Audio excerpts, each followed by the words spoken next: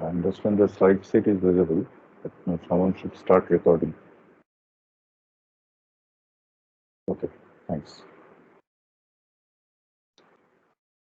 So today we'll discuss on a new topic, and that is artificial neural network. Uh, this you can refer to these chapters for this particular topic. Like you can check the chapter 6 of the book by Duda, Hurt, and Stork, and then chapter 11 of Ethan Alpezian's books, and chapter 4 by Tom Mitchell's book. So we discussed earlier in while discussing about the linear discriminant analysis or linear discriminant classification.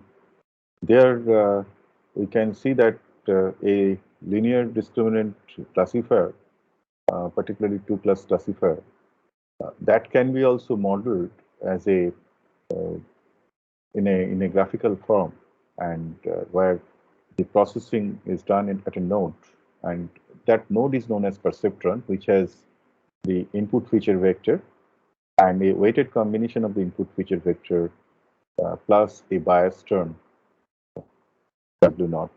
So you get that summation. That is the linear uh, computation of the linear functions. And then after that, as we have seen that depending upon the sign of the um, sign of the value, we classify it either to class. I mean, there are two classes, so each corresponds to one of these signs, either positive or negative. Basically, you are finding out an hyperplane which is partitioning the feature space into two regions. One region corresponds to class 1 and another region corresponds to class 2. Now, this processing is modeled in these computations, as you can see here. Uh, say, first, this is the input feature vector. So you get an weighted combination, and then you add the bias term. You remember that actually we had in the previous discussion that we have another input with a constant value 1, and then the bias is also incorporated into the same form of the weighted combinations. So we can also write in this form. And so these are the parameters. These are the parameters. These weights and the bias, these are the parameters. And then this value is processed. That means there is a function which will check, which will provide you the finally the it's a nonlinear function which will give you the output from this value. And this function we have used the sign functions in the previous example, like 1 and -1, or you can also use other kind of functions, like instead of having discrete values, you can have continuous values. That means a nonlinear value where you can see that this is a sigmoid function. This function is a sigmoid, or sometimes we also call it logistic function. So this is a functional form, and it tries to resemble the similar response. The advantage here is that it's a continuous function. So it is derivable at every point in its functional space. So that is the advantage. In fact, the derivatives is also very interesting for the sigmoid functions, that we'll see that from the functional value itself, you can compute the derivatives.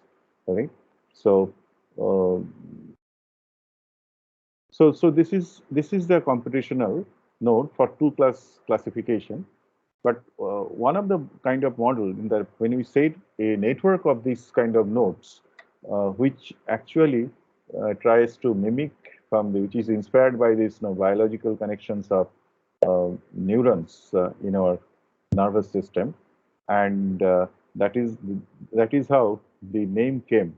This neural network, or you can call it artificial neural network to just distinguish from the biological neural network. So there you can see very strong similarity of the computational model, what is being done. So this is that perceptron node, and these are the corresponding inputs from different, these are the input sensations, and they are weighted input value. And there also some nonlinearity function is there, like sigmoid. There is a concept of action potential. When the potential is sufficient, then only this neuron fires. So if you go through the biology of neural firing, it's very interesting. And the other part is that this sensation is carried out, and then again, it is also uh, stimulating other neurons, and they are connected. So it's a network of neurons. So the same unit is repeated, and they are connected. So from this output can go to, in fact, various other neurons with, again, that weighted combinations as well as mentioning. And so the connection of these kind of nodes, that provides you neural network. And we can also say network of perceptrons, because we named it perceptron. So it's a very powerful model for describing input-output relations. So when you are modeling input-output relations, you know that even the classifier is also a model for input-output relations, where output is the class level and input is the feature vector. And in general, any function models that input-output relations. And there are other techniques like regression techniques where, given the input-output values, you develop a model. So neural network can be considered from that perspective. So you have a model here, mathematical model, and it's very strong model means it can handle very large varieties of input-output relations. So every model has its limitation, we know. We have discussed earlier also, like we have to choose the appropriate complexity of a model, etc. So all those things are also valid in this case, but the framework is very powerful. So under the same framework, you can express various types of functions with high accuracy. So so this is, in a nutshell, this is the kind of descriptions. As you can see that I have shown the repetitions of the perceptron nodes and their connectivities in this form. So in this case, input is a vector, a feature vector, as you know, and even output also could be a vector. Or it could be a scalar if it is only one output node. It could be a scalar, or it could be a collection of output nodes, set of nodes, and each is also representing a field of a vector. So the popular network what we mostly deal with is the feed-forward network. And in the feed-forward network, there is no feedback from the layers. Like this kind of feedback is not there.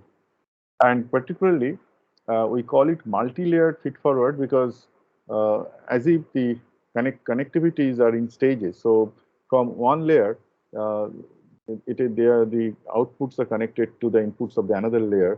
So a layer consists of a set of perceptrons or set of neurons, and the outputs of all those responses are connected to the input to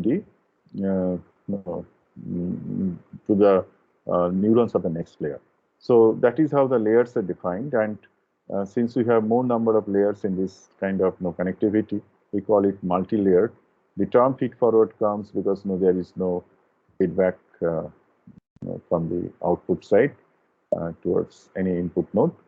And there is another term called fully connected, which means that every neuron of a layer is connected to every other neuron of the next consecutive layer. So then we call it fully connected. So just some technical terms, as you can see that input layer itself is the input, what you are giving. And then the output layer is the output neurons, of course. And then the hidden layer is the, I should say, it is the first layer. We call it first layer because input is already as a node, as you can see here. This is what we are considering the inputs, and that's also represented at input layer. Whereas output layer is right. This is called output layer. It's output responses. And then hidden layer 1, hidden layer 2. In this way, we are referring it. So it is important to understand the terminology because later on when we discuss, the meaning of ith layer should be clear to you. So this is how we are describing. So the processing is a layer-wise processing. So ith layer takes input from the I-1th layer and forward shifts output to the input of next layer. And as I was mentioning, we are considering here fully connected feed-forward network. There could be sparsely connected feed-forward network also. So just to have some mathematical description of this model, how we can denote this particular computational model. Let us consider the jth neuron of ith layer. You use this notation. Okay, I hope the notation is clear to you, because you know that every layer consists of a set of neurons, and every neuron we are identified by a kind of index, so that for the sake of description, that is that is convenient for describing the operations. And similarly, the corresponding weights, that means the weights of the connectivities, you have to identify the edges, which means each weight corresponds to an edge, which is a connected, which edge is defined by the connections from output of one neuron to the input to the another neuron. So we denote it in this form. Okay, so WJI, we denote it in this form. As you can see that every since it is fully connected feed-forward network that we are considering. So for the ith for the jth neuron of the ith layer, I is a subscript here. There are from this node, actually we are defining this weight with respect to its input weight. So if this is the ith this is the ith layer and this is the jth neuron. So all these weight vectors are denoted by Wj. So that is how. So that means there are that there are ni minus 1. So every its previous layer is I minus 1th layer, and we assume that there are ni minus 1. I mean, the subscript is something like this. Because of some problem, I have to denote this subscript in this form. So from the ni minus 1 number of output nodes are there in the I minus 1th layer. From each there is a connectivity. So that is how this weight vector is defined for a particular layer. And also the bias term also involved of that node. So bias term is denoted in this way. So that with the 0th subscript for the jth node. So that is how. And ni minus 1 is the dimension of input to the neuron. That means you understand that it is basically the weight vector, the dimension of the weight vector. So that is what. And ni is the dimension of the output at the ith layer. So it corresponds, right? So from the ith layer, there are ni number of nodes. In the ith layer, there are ni number of nodes. So finally, if I consider the output of the neuron, so we may write the output for this particular node, which is denoted by ne subscript j superscript I. So we are also denoting the output as, so outputs are denoted by the symbol y with subscript j, that is the jth neuron of ith layer. So you can see that the same computations we are expressing here, like it is the weighted combination of the input from the what is obtained from the I minus 1th layer. So that is, so its dimension is also, and this is, yes, any question? Any question? Okay, maybe there is no question. So in this way, the input-output relationships are expressed. It's in a particular neural node, and as you understand that a output vector from the output of that ith layer, you get ni number of such functional values. So output of jth neuron in the ith layer is given in this form. So I can write the input-output relationships in this form, right? So so Z is the output. As you see that in the perceptron node, each Z is a weighted sum, and then you apply the functional values. So this is what is Zi, right? The vector of this.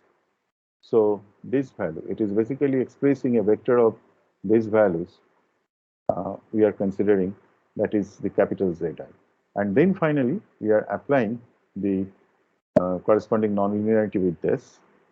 So we write all these vectors in this form. This is the bias term, and these are the weight vectors. So each row represents the input weights of the corresponding node at the ith node of that or jth node of that layer. Each row corresponds to that. But you have the fixed set of input vector from the I-1th layer. So this is a matrix. So what is the dimension of this matrix? Can anyone tell me what is the dimension of this matrix?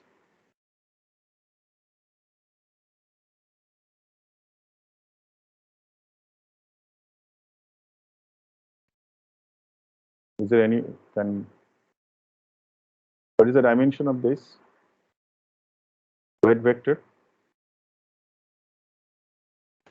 Sir, Ni cross Ni minus 1.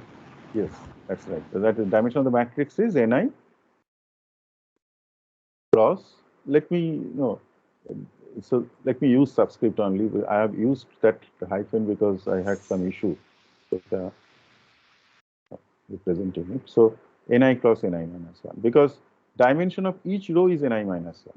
That is the dimension of the weight vector to an input node. Whereas at that layer, there are Ni number of neurons. So you have Ni number of outputs. So of course, here we are just expressing the linear part of the operations. Then you can apply the sigmoid operations. So nonlinearity. So this is what the nonlinear part is expressing. So the same thing, as you can see finally, that this is the notations we are using. So we are using bold font just to note that that is a kind of pointwise operations of a vector operations or functional operations in this case. So this is how we are describing it. And finally, a multi-layered feed-forward network can be and also fully connected, as you see, that can be modeled in this form. That means you have an input, then there is a these are the parameters. So if I specify this, it specifies the model completely, and this is how the computation takes place. Is there any questions regarding this? So you understand now that if I give you the input-output relationships, your objective would be to estimate these parameters so that it tries to maximally fit the input-output relationships, which means now you define an objective functions like mean square error objective functions, for example. So if you use mean square error, you would like to derive those weights. You would like to derive those weights for this model or find those weights for this model, which will minimize that error function. So that is the optimization problem that you need to solve for designing a neural network. So this is what now we have. So the whole thing, let me express as the parameter W. All these parameters, as you understand, every layer has certain number of parameters, its weight vectors and biases. So bias vector and weight vectors for each node. And then this is how we can represent this model.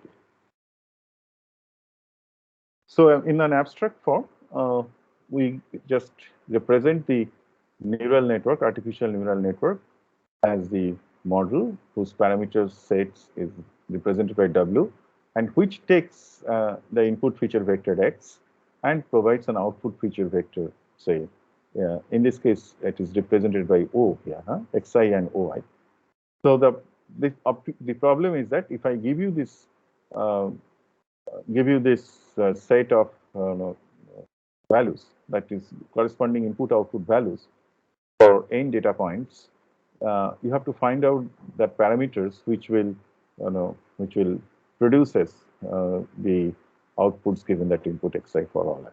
So naturally, it is not possible to get a consistent, um, consistent model in this case. Uh, I mean, the model is powerful, but still, in all practical cases, there may be some degenerate cases where consistent models are available. Uh, I mean, if it is completely linear and you know that apply the linear theory, and there are cases when you can get a model, consistent model. But in mostly this is not considered, which means there would be an error of approximation of this model. So that's why it has become, it is always posed as an optimization problem where you define an error function. So this is the error function most commonly used, which is the mean square error function. There could be other forms of error functions also. This is the error functions we will be discussing here. In fact, we are considering these error functions for linear discriminant classifier also. So we have used this particular error function there also. So you can see that it is square of the norm of the vector of the differences, which is effectively, this is what is the mean square error, what we consider in this case.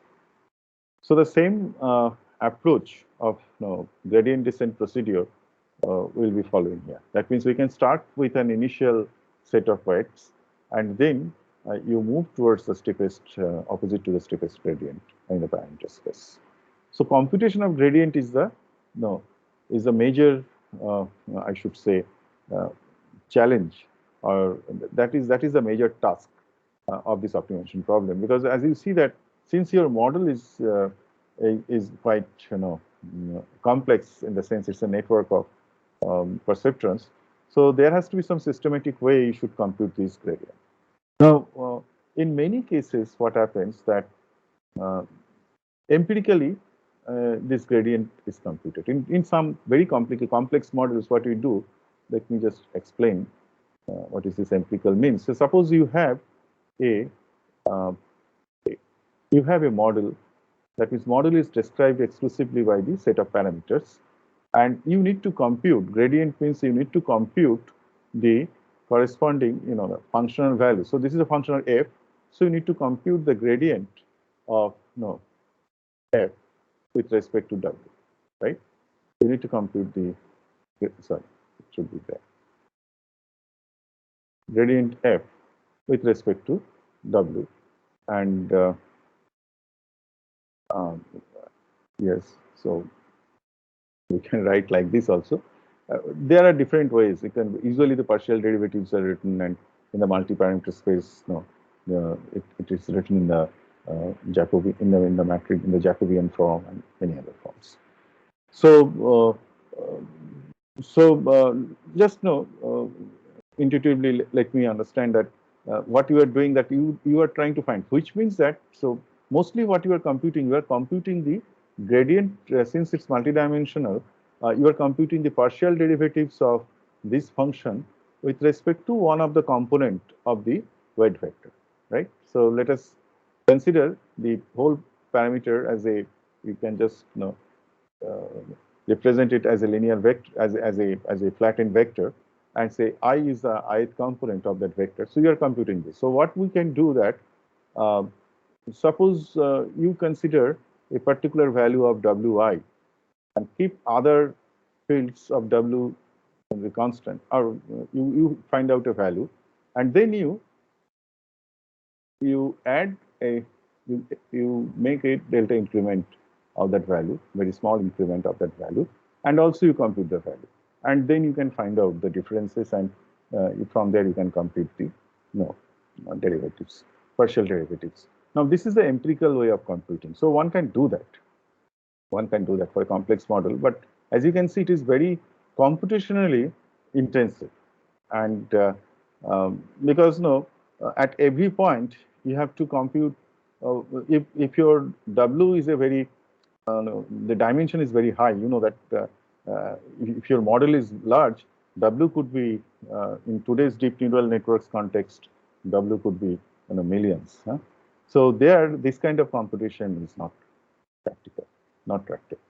So though this is one way you can compute the gradients vector, and then you can apply this gradient descent procedure, but this is not practical. For a small model, you may do it. Okay, so the algorithm which actually uh, you know uh, resolves this particular issue and which is very much applied, uh, that is the backpropagation algorithm for computing this gradient. We will be discussing that. But just to give you the overview of this gradient descent approach, once again, the approach is same. You start with an initial W naught, update W iteratively. So this is how you will do it. We are expressing here grad of function, gradient of f. That is a gradient vector with respect to W. And you know that if I take partial derivative, this is how the partial derivative has to be computed. Finally, you have to compute the function partial derivative with respect to function. That is a functional model. So this part, these computations I was talking about, and these computations, empirically, if you do, it is very, it is very intensive. And you can use also stochastic gradient process descent, which means you could have done the batch wise, the whole batch, or you can use at every sample you can do it. You can do mini batch wise, that there are, all these are possibilities. So these are just, showing you that what are the flexibilities are there in these computations. You can immediately update the weights, or you can compute the gradient or compute these gradient values for a certain set of samples, and then you sum them and you update the weight. There is a step size which is also involved, as you can see. So we will be discussing about this backpropagation algorithm for computing gradient now. As just I just gave you the motivation why we require that kind of algorithm.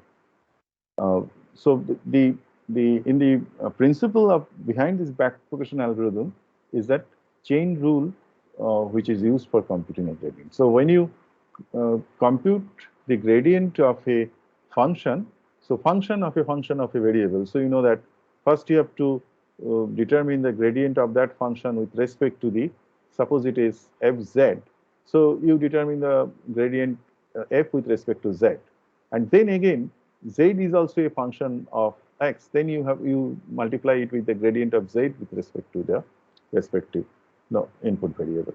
So finally, that is a terminal variable, free variable. That is what you are using. So there are dependent variables and there are independent variables. So when you are expressing them in this form, so it comes so as if so, which means that if I apply chain rule, I will be first determining the gradient of this particular. So I will determine the gradient delta O delta Z, and then I will determine the gradient of, at this point of delta Z and delta X. So that is how you get the gradient from delta O and delta X. So this is a gradient vector I just show you. And one thing you should also note that even there is an error term. So before delta O, delta Z, I have to compute also delta E, because finally I have to compute the partial derivative of error with respect to individual weight components. So I need to compute actually delta E, partial derivative of E, and delta W, one of the components, like to get this gradient vector, right? So for that, delta E, delta O, which is, in this case, we can see that it's quadratic function, so it's very simple, like twice of t minus O. In fact, to cancel 2, sometimes we take the function as half of t minus O whole square. That is, in many cases, we do it so that the gradient becomes that 2 gets cancelled, and it's simply the gradient is minus of t minus O, because there is a negative sign. So that would come, right? So let us see how this computation proceeds. So as I was mentioning, you have to compute like this. That is the chain rule. If you are computing partial derivative of v with respect to wi, you have to compute the derivative with respect to the output O, then again derivative of O with respect to the z, and then derivative of z with respect to wi. So each you can compute, right? So one of the advantage, if you have sigmoid function, particularly this one,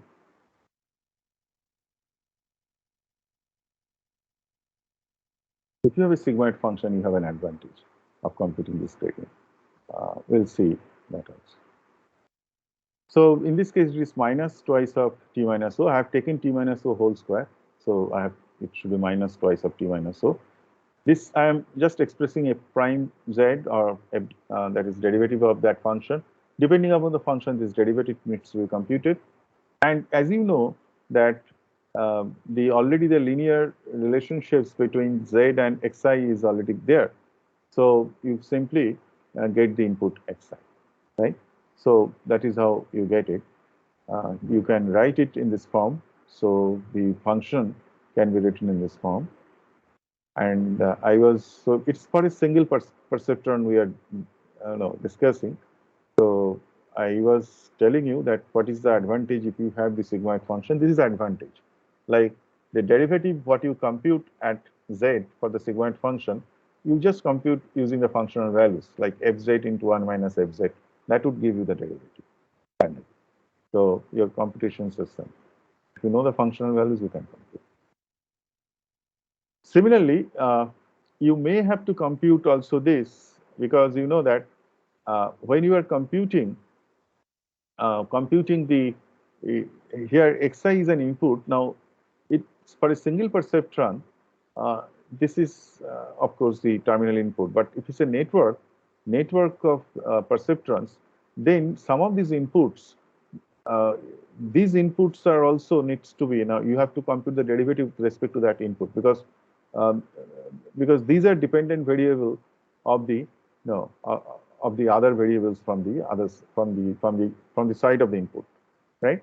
So these two quantities you need to compute. So in this case, if it is derivative with respect to the input field xi, so there this is basically given in this form. So this is also another very simple but interesting feature that you observe, which we'll be using in the case of backpropagation computer. One of the advantages is it's an analytical method. Analytical method in the sense that when you are computing this gradient, as you can see, I mentioned the empirical method where you give a kind of stimulation and you compute the functional values. You change the corresponding parameter value and compute the functional values, and then you observe the differences, and from there you compute the gradient. But in this case, you do not require to do those things. Simply from that point value itself. So at that point, whatever the value of the target function t, whatever the value of the functional value o, the derivative of f, and also the weight parameter weight value. So all those values, and using those values itself, you are computing this derivative. And that is the advantage you have when you apply the chain rule. And this is what is used in the case of backpropagation. Right. So, so the heart of the backpropagation method is that we are applying chain rule from the output side, from the output layer towards the inputs, from output towards input. So that is what you are doing.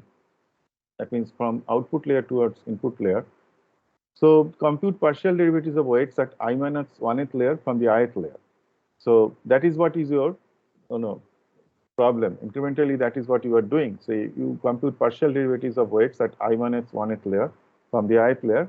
So we know all the partial derivatives till the response variables available at the ith layer. That means till the whatever outputs are available. So just to show you figuratively here, once again, I will give you one example here. You can see the connectivities. See, just these notations, let us once again understand. So this is layer 1. This is layer 1, as you have seen. This is layer 2, this is layer 3, this is layer 4. And the outputs in layer 2 is denoted by this, right? First neuron of the second layer. So this is the output corresponding to that. And you see that this is W312, 2 is the second layer, and 3 is the third neuron. Here is actually this W31 is with respect to this. So this is the third neuron of the first layer. So this is output is also denoted, and this weight corresponds to this. So this age. So W31 corresponds to this age, 3 and 1 connected, right? So we are also using superscript to denote, as I was mentioning, to denote this node, right? And 3 denotes the node of the previous layer. Okay, so as you can see that we are trying the gradient of error with respect to W312 at this point, for example, if you would like to compute this value. So what you should compute? You should compute like this is what we are trying to compute here, for example. So we apply delta E delta O here, first delta E delta O, then this output, derivative of this output with respect to these two, right? With respect to these two responses. Okay. So if you just look at which are the dependable things, or which are the variables which are getting affected by this dependent variable. So for W31, since this is connected to this response, so this will be affected. If I change W31, then since this is affecting these two, then these two values will be affected. So effectively, I have to compute the derivative with respect to with respect to this, and then what we'll be doing, we'll be adding them. So you are doing delta O delta Y13 plus delta Y13 delta Y12, right? So delta O delta Y13 delta Y13 delta Y12, and definitely delta E delta O, that would be this path. Through this path you are getting this gradient. Similarly, through this path you are getting delta O delta Y23. So this is Y23, and then delta Y23 delta Y1. Now this gets added here, accumulated, and then because Y12 is expressed as the I mean these two are expressed as the variable of Y12, so this gets accumulated here, and then we obtain the gradient of delta Y12 with respect to delta W31. So this is how the chain rule is applied, and this is how this computation is carried out, and you can apply the corresponding corresponding derivatives, because for each say this one Y12 to W31, you know the relationships there. Already we have discussed this. So this is delta Y12 to delta 31. So it means it should be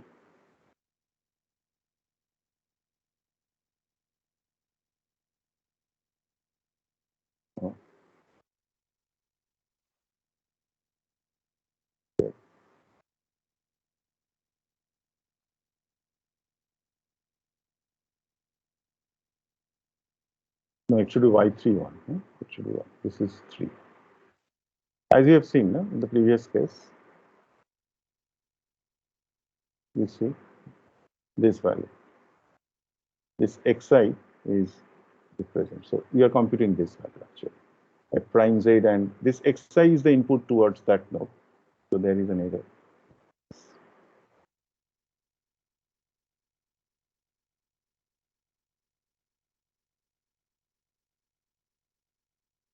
Since this is 3, it should be 3. Right. So this part is computed in this form, and similarly the others are also computed, like Y23 and Y12. The relationships are here. once again, it should be f prime z, and then this weight should be added. So I think those are there in the next slide. So we'll move to the next slide and we'll find out. So delta E delta O is this, delta O, I mean, these are the computations. I'm just showing whatever I've described. Right, so we are just trying to, once again, modify this. Once again, the same error is also here. So let's put it as 3.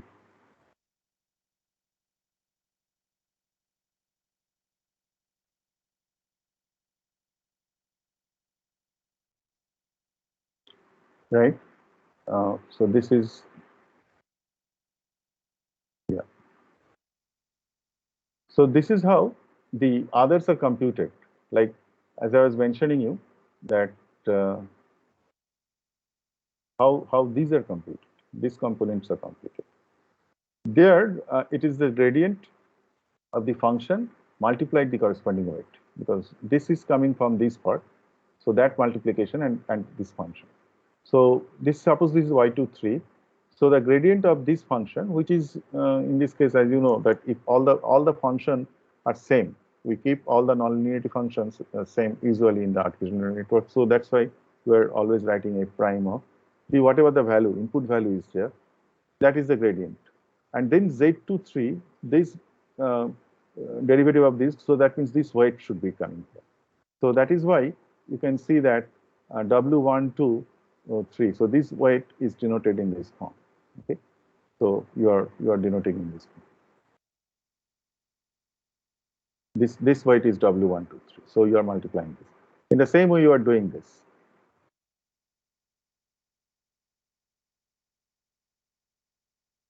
So we write it in this form, and this is how the computations are carried out. And interestingly, no, we can consider, as you can see, the what we are doing in the back, we are making it but bit systematic. So at the, when you are computing the for example, the effective cumulative gradient value at this point, which in the chain rule, then it has to be multiplied by the subsequent part.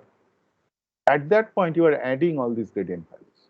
So these are called, these are called, so at every node,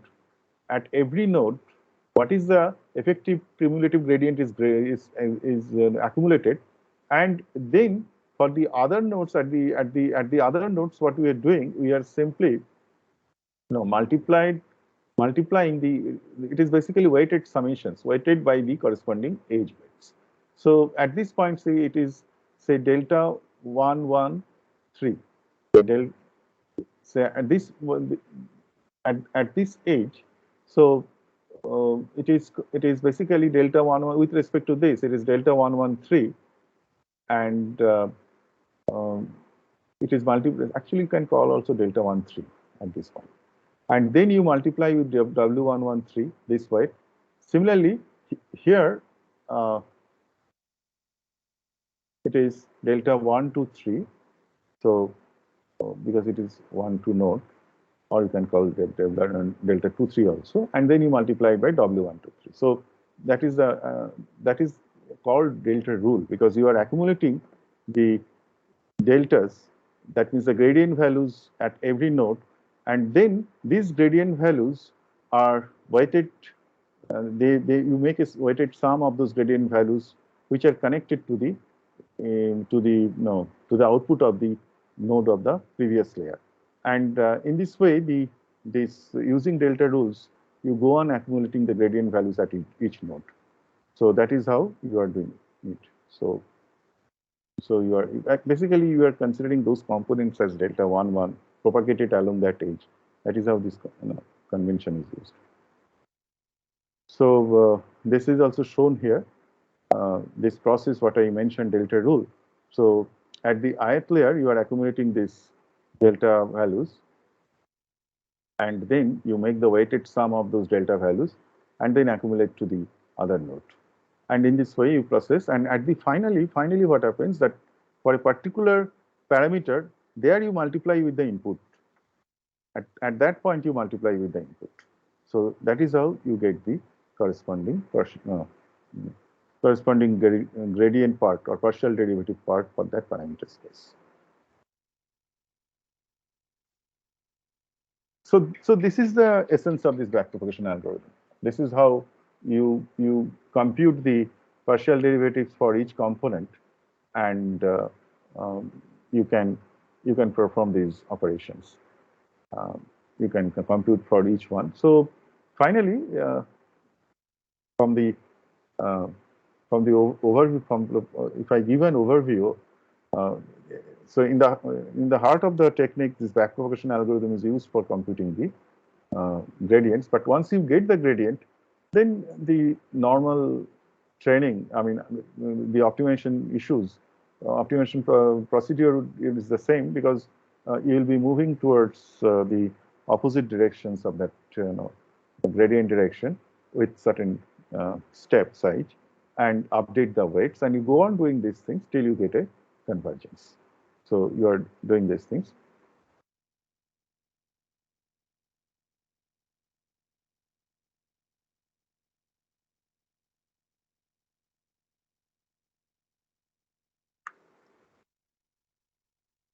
Now there are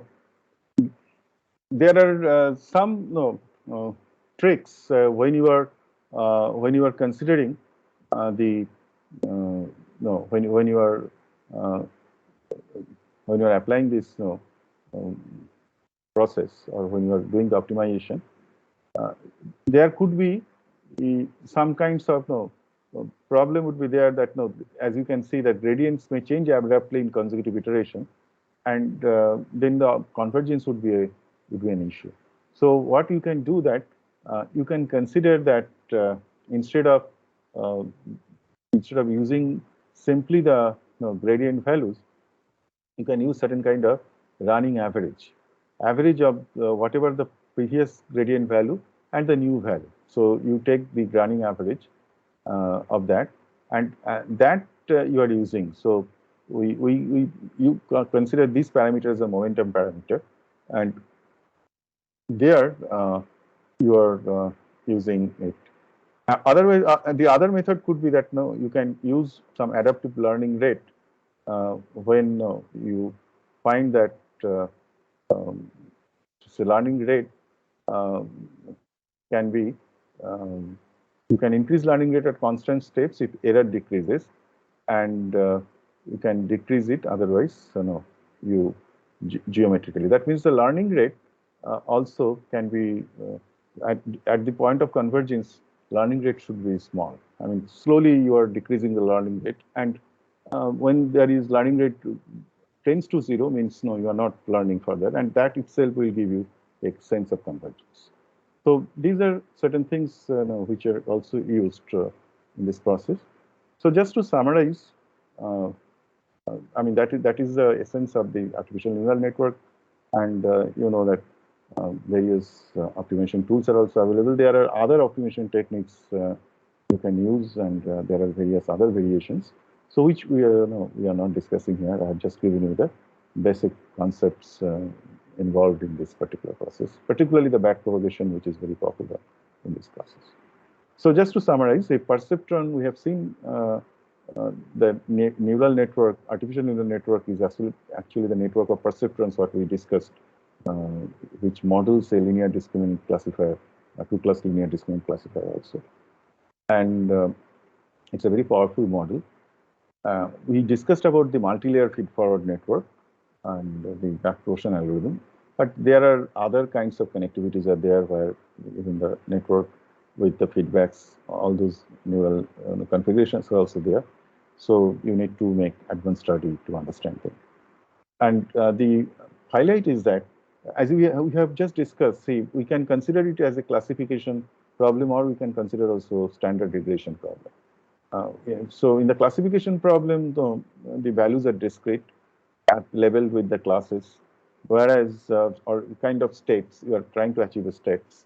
So you have to take certain decisions. No, in the sigmoid function, you have to take a decision that when you are considering which class it is, and there are certain probabilistic interpretations which I did not put forward here, as we have discussed earlier also, that actually sigmoid is the inverse of logits. So which means it directly gives you a kind of posterior probability. So you can have those interpretations. You can have those interpretations. You can use softmax probabilistic interpretations to make it a probabilistic interpretation. So those are used in the neural networks.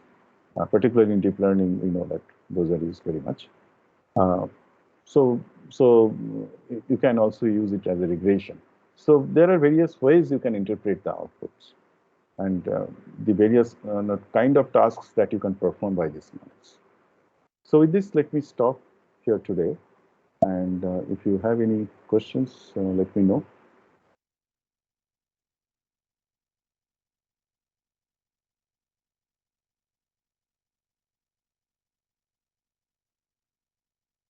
Okay, just to remind you that on Wednesday,